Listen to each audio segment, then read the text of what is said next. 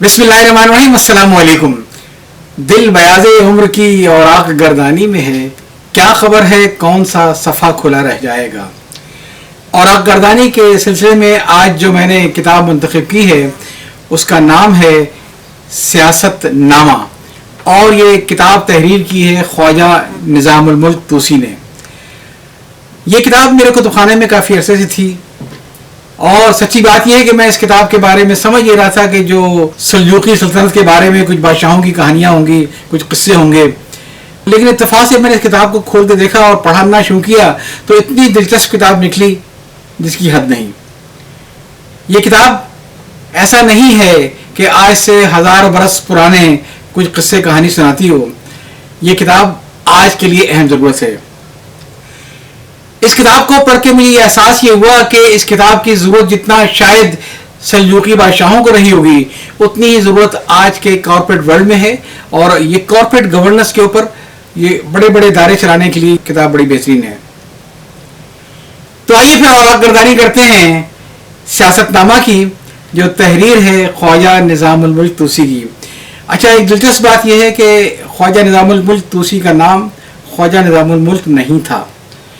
निज़ामुल मुल्क तूसी का असल नाम अबू अली हसन इब्न अली था, और दरअसल उनकी जो शोहरत थी वो मुमलिकत के निज़ाम चलाने में इतनी थी कि उनका फिर लक़ब ही पड़ गया निज़ामुल मुल्क। तो बग़ैर किसी तवक़्क़ुफ़ के मैं इसके और गर्दानी शुरू करता हूँ। पहले सफ़े में आप देख सकते हैं कि जिसमें फ़ारसी से तर्जुमे का अहवाल दिया गया है, और ये बताया गया है कि एक वज़ीर आज़म ने ये किताब लिखी थी, और जो बहुत ही मशहूर आदमी थे, एक फ़लसफ़ी थे।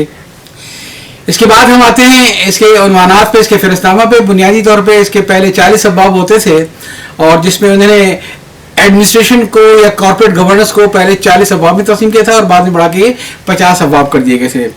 ये सिर्फ बादशाहों के लिए नहीं है, ये हर उस आदमी के लिए ज़रूरी है जो किसी भी तरीके से किसी इदारे के अंदर उसके एडमिनिस्ट्रेशन को देखता हो। जो उसमें उन्वानात दिए गए हैं उसमें पहले उसका तारुफ है, और फिर खुद शाह हसन साहब जिन्होंने फ़ारसी से इसका उर्दू में तर्जुमा किया उनका एक तारुफ है, हर्फ आगाज़ है, और फिर मैं अभी दिखाऊंगा कि इस तसनीफ़ की तकरीब क्या थी, और कुछ 3-4 अब्वाब का जिक्र आता है बादशाह अदल वगैरह करते करते हैं।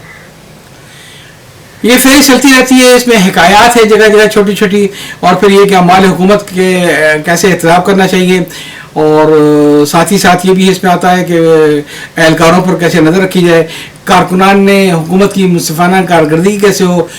एक बड़ा जो जोर दिया गया है जिसको मैं आपको बताऊंगा इसका सबब क्या है, वो है मुखबरी के निज़ाम के ऊपर, कि कोई इदारा चलाने के लिए और कोई मुल्क चलाने के लिए मुखबरी का निज़ाम बहुत ही मजबूत होना चाहिए।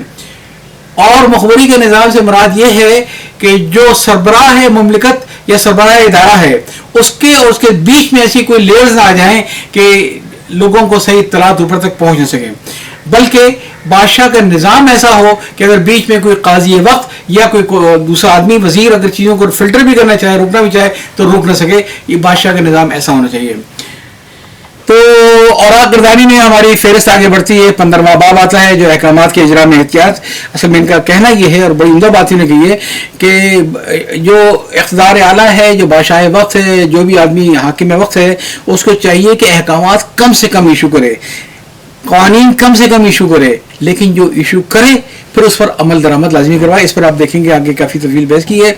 और वकील ख़ास की क्या अहमियत है, यानी जो वज़ीर आज़म के वज़ीर की अहमियत है। उसके बाद ये है कि मुक़र्रबीन दरबार जो हैं वो कैसे रहेंगे, और फिर ये है कि अहले इल्म से बादशाह कैसे मशवरा लेगा। इसमें बहुत फोकस है इस किताब के अंदर कि बादशाह को चाहिए कि हमेशा दानिशमंदों से और अक्लमंदों से मशवरा करे, और अपने गिर्द बेवकूफ़ों को जमघटा न लगाएं। और हिफाजती दस्ते के साथ सामान क्या होने चाहिए। इसके बाद फिर आता है कि इसमें असलहे की तरतीब कैसे हो, सिफारत जो होती है, जो सफ़ीर आता है तो कैसे रिसीव करना है, भेजता तो कैसे रिसीव करना है, और फिर ये कि जो हमारे जो फ़ौजें चलती हैं तो खुराक के लिए क्या इंतजाम किया जाए। ये बड़ी तवील फेरे से आप एक नज़र डाल लीजिए, हम अगले उस पर चाहते हैं। और फिर आप देखते हैं कि इसी तरीके से तकरीबन जो आता है कि शाही अमला अगर कोई अदम इताअत करे तो क्या करना चाहिए, दरबारी मुलाकातों में फ़र्क मरातब कैसा होना चाहिए, बस में बैनशो ज़मान शदाम थी उसके क्या आदाब होने चाहिए, दरबारी जुलूस कैसे होना चाहिए, असलहा और सामान कैसे होना चाहिए, خطاکاروں اور باغیوں کی سرزش کیسے ہونی چاہیے، یہ سارے ساتھ چلتے ہیں. اور ہم اسی طریقے سے مختلف حکایات سے ہوتے ہوئے اور 40ویں باب سے ہوتے ہوئے کہ جہاں پہ سارا اس نے بتایا کہ بادشاہ کو عمال کے یعنی فنکشنری جو اس کے انتخاب میں کیا اہمیت ہے اور کیسے اس کو منتخب کرنا چاہیے. اس طریقے سے تقریباً یہ 49ویں 50ویں باب پہ جا کے ہماری فہرست ختم ہوتی ہے. اور جو آپ کو دکھا ہے کہ بیت المال کے بارے میں باتیں آ رہی ہیں، ملحدین کے بارے میں بڑا ہے کہ اس کو کیسی رشوت دوانی کرنی چاہیے، اور پھر اسی طریقے سے جو مختلف فرقہ پرستی ہے. میں نے کہا نا کہ یہ کتاب تینوں آسپیکٹ کور کرتی ہے، اخلاقی پہلو، انتظامی پہلو اور مذہبی پہلو. اب آتے ہیں ہم اس کتاب کا آغاز کرتے ہیں وقت گردانی کرتے ہوئے. اور کتاب میں آپ دیکھتے ہیں کہ اس میں سیاست نامہ کا انہوں نے بتایا یہ کہ بنیادی طور پہ یہ تو وزیر تھے، اور سچی بات ہے کہ 30 سال انہوں نے وزیر اعظم رہے اور 1 سال بادشاہوں کے یہ دست راز تھے. اور اس میں انہوں نے جو ملک کے نظام میں جو خدمات کی 3 کتابیں لکھی. انہوں نے ایک سفر نامہ لکھا ہے اور یہ سیاست نامہ سب سے مشہور کتاب ہے جو فارسی میں لکھی گئی. اس تصنیف کی تقریب جو نام تو اتفاق سے نہیں لکھا ہے، لیکن جس آدمی نے اس کو کتابت وغیرہ کی اس نے پھر شروع میں بتایا ہے کہ یہ ہوا کیا تھا. بادشاہ وقت نے کہا تھا کہ مجھے کچھ چیزیں کمپائل کر کے دو، تم لوگ پروٹوکول کیسے ہو. تو اس کے جواب میں یہ ساری چیزیں لکھی گئی تھیں، اور لکھنے کے بعد اس کو بادشاہ نے اتنا پسند کیا کہ اس کو پھر کتاب کو ایک بڑی مقبولیت حاصل ہوگی. بنیادی طور پہ اس کتاب کا پس منظر ہے کہ یہ کتاب نظام الملک توسی نے کیوں لکھی تھی. پھر جیسا ہوتا ہے کتاب کے اندر کہ پہلا باب جو ہے وہ مدح خداوند عالم کے اوپر ہے، جس میں نظام الملک توسی کہتے ہیں کہ ہر چیز جو ہے وہ خدا کی مدد سے اسٹارٹ ہوتی ہے، اور بادشاہوں کو بھی چاہیے کہ خدائی احکام کو بجا لے کر آئیں. اور پھر نظام الملک توسی کہتے ہیں کہ سجدہ شکر ہونا چاہیے، شکر نعمت کرنا چاہیے. مختلف اس میں حکایات دی ہیں، مختلف احادیث دی ہیں، اور جس میں انہوں نے اس بات پہ زور دیا ہے کہ ہمیشہ لوگوں سے نیک سلوک سے پیش آؤ، ہمیشہ اچھے سلوک سے پیش آؤ. ایسا نہ ہو روز ہیٹ تمہیں اس کا جواب دینا پڑ جائے. ہماری ورگردانی آگے بڑھتی ہے. اس میں بتایا کہ کیا اس دور میں فوجیں تھیں، کس طریقے کی جنگیں ہوتی تھیں، اور نظام الملک توسی نے کیا کیا مشورے دیے تھے چیزوں کو مینیج کرنے کے لیے اور چیزوں کو پراپر گورننس رکھنے کے لیے. ایک یوں سمجھیے کہ مانیٹرنگ اینڈ اوور سائٹ جو اس دور میں بادشاہ کرنی پڑتی تھی اور اس دور میں کسی کارپوریٹ ہیڈ کرنی پڑتی ہے، یہ ساری چیزیں آپ کو سیاست نامہ سے مل جائیں گی. سیاست کا ہی تعلق نہیں اس کا، بلکہ اس کا تعلق جو ہے وہ آپ کے ایڈمنسٹریٹو سائنس سے بھی ہے. اور بلکہ آپ کو سن کے تعجب ہوگا کہ یہ کتاب جو فارسی کی کتاب تھی، یہ ایک زمانے میں برٹش سول سروس کے اس میں سلیبس میں داخل تھی. اس کتاب کو پڑھنا ضروری تھا ان کام کے لیے جو اس تربیت لینے کے لیے جاتے تھے. ہم آگے چلتے ہیں، پھر دیکھتے ہیں کہ جو آگے آہستہ وہ بتاتے ہیں کہ اس علاقے میں بادشاہ حکومت کرتا ہے. تو یہ سارا اس میں سمجھایا گیا ہے کہ آپ کو کیسے ملنا ہے، کیا کرنا ہے، اور اپنے عمائدین کے بارے میں آپ کو پوری انفارمیشن ہونی چاہیے کہ اس کے پاس کتنا نقد ہوگا، اس کے پاس کیا چیزیں ہوں گی. بہت ہی اس میں کام کی چیزیں ہیں، اور جس میں یہ بتایا جائے کہ جو قضا وغیرہ کی حدود کیا ہونی چاہیے اور کس طریقے سے یہ نظام قائم کرنا چاہیے. 23 ہم آتے ہیں 6 باب کے اوپر. تو اس میں بتایا گیا ہے کہ ایک جوڈیشری کی کیا اہمیت ہے اور قاضی کی اہمیت ہے اور قاضی پر کتنا نظر رکھنے کی ضرورت ہے. یہ کتاب ایسے واقعات سے بھری ہوئی ہے کہ جہاں پہ قاضیوں نے انصاف نہیں کیا تو بادشاہ وقت نے اپنے جو مخبری کے نظام سے طلبی کی تو انہوں نے ان کو قرار واقعی سزا دی ہے. پھر مختلف حکایتیں مختلف احادیث کے ساتھ اس میں بتایا گیا ہے سربراہ وقت کے لیے کہ وہ کس طریقے سے شرعی امور پر ہمیشہ نظر رکھے اور خلاف شرع کوئی کام نہ کرے. پھر یہ اس کا 10واں باب آتا ہے جس میں کہ ہم نے ذکر کیا تھا مخبرین کے فرائض انتظامی کیا ہیں.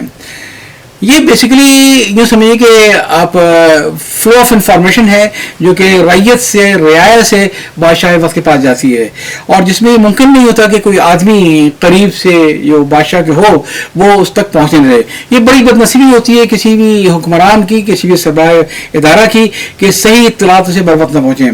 اس میں بڑی دلچسپ مثالیں دی ہوئی ہیں بادشاہ وقت کی کہ وہ کرتے تھے. بعض بادشاہوں کا ذکر کیا ہے کہ وہ یہ کرتے تھے کہ جب ہم نکلے کوئی دربار میں ہمارے آئے یا ہم نکلیں باہر جلوس میں تو جو فریادی ہو وہ سرخ رنگ کا کپڑا پہن کر آئے. جو فریادی ہو وہ سرخ رنگ کا کپڑا پہن گیا، اور اس دن سرخ رنگ کا کپڑا کوئی نہیں پہنے گا تاکہ بادشاہ اس کو دور سے دیکھ کے پہچان جائے کہ فریاد لے کے آئے اور اس کو براہ راست اپنے پاس بلا لے.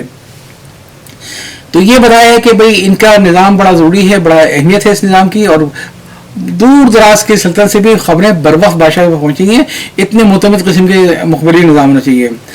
اور پھر یہ جو میں نے بتایا تھا کہ جو نظام الملک توسی کا کہنا یہ ہے کہ جناب جو حکومت ہے، جو بلکہ یہ سمجھیے کہ آج کے زمانے میں کہتے ہیں کہ ایک رٹ ہونی چاہیے، جو چاہے وہ بادشاہ وقت ہے تو اپنی بادشاہت میں اس کو رٹ ہونی چاہیے، اور آج کے حساب سے اگر کوئی سربراہ ہے تو اس میں سربراہ کی اپنی رٹ ہونی چاہیے.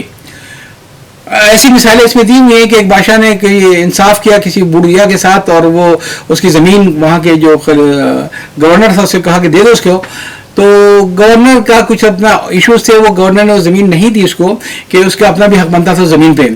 تو خلیفہ وقت یا بادشاہ وقت نے اس کو بلوایا اپنے پاس اور اس کو 1000 درے لگوائے، اور وہ یہ کہ جب تمہیں حکم دے دیا گیا تو تمہارے پاس پھر کیا گنجائش تھی اس حکم کو نہ ماننے کی.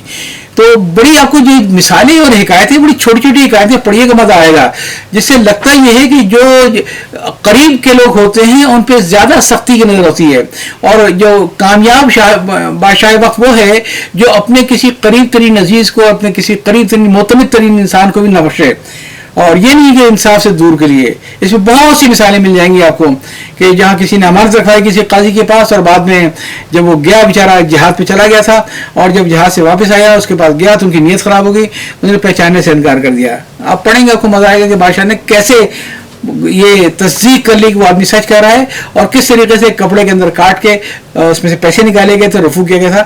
ایسی آپ کو بہت ساری چیزیں ملیں گی. تو وقت گردانی کرتے ہوئے پھر یہ کہ بار بار کہتے ہیں کہ بھئی جو مخبری کا نظام ہے وہ بنیادی طور پہ آپ کی حکومت کو برقرار رکھنے کا نہیں ہے، بلکہ ریت تک انصاف پہنچانے کے لیے، تاکہ ریت کے ساتھ اگر کوئی ظلم ہو رہا ہو تو بادشاہ اس کو بر وقت اس پہ قابو پا سکے. مختلف جو دربار کے مقربین کیسے بیٹھیں گے، ان میں کیا پروٹوکول ہوگا، کیا تشریفات ہوں گی، ان سب کا ذکر دیا گیا ہے. پھر فوج میں یہ کہا ہے کہ ضروری نہیں کہ آپ کی فوج کی جو ایک یونٹ ہو اس میں سارے ایک ہی قومیت کے لوگ ہوں، ایک ہی زبان کے لوگ ہوں، ان کو ملا کے رکھیں. اگر آپ کو کوئی ادارہ ہے، بہت بڑا ادارہ ہے، اس ادارے میں اپنے ملازمین میں یہ خیال کیجئے کہ ایسا نہ ہو کہ چھوٹے چھوٹے گروپ بن جائیں اور وہ گروپ اپنے آپس میں لابنگ اور مافیا بن جائیں. تو ان کا سب کو مکس اپ کر کے رکھیں، مختلف زبانوں کو، مختلف قومیتوں کو. اس کتاب میں ایسے آپ کو بہت سارے واقعات ملیں گے جس میں آپ کو اندازہ یہ ہوگا کہ ادارے کیسے چلائے جاتے ہیں. یہ کتاب ایک بہت اہم کتاب ہے، اور میں آپ لوگوں سے ریکویسٹ کروں گا کہ جناب اس کتاب کو لیجئے. میرے لیے ممکن نہیں ہے کہ ایک مختصر وقت میں آپ کو 350 صفحات کے سارے واقعات سنا دوں، لیکن میں آپ کو صرف یقین دلاؤں گا کہ اگر آپ اس کتاب کو پڑھیں گے تو آپ کو بہت لطف آئے گا. یہ بھی اس کا ایک نیا ایڈیشن جو شاہ حسن رضا صاحب کے بیٹے نے بھی جو لندن میں ہوتے ہیں انہوں نے شائع کیا ہے، کافی سے اویلیبل نہیں تھا. تو اس کے ساتھ ہی میں اجازت چاہتا ہوں. اللہ حافظ.